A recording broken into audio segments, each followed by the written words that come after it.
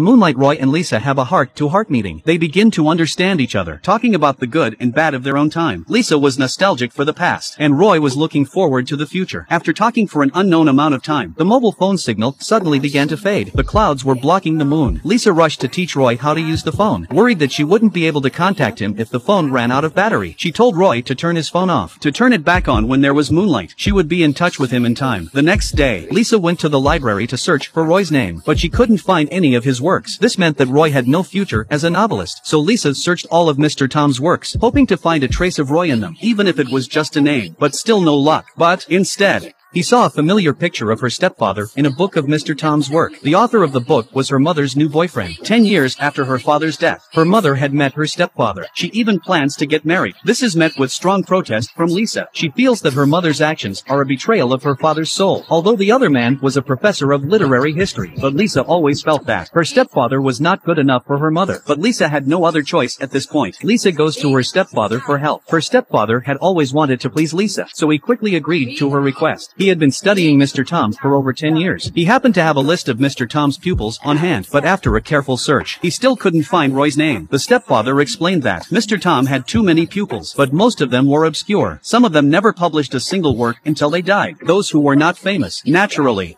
they didn't appear on the rolls. This was unacceptable to Lisa. She didn't want to believe that Roy's dream had been shattered.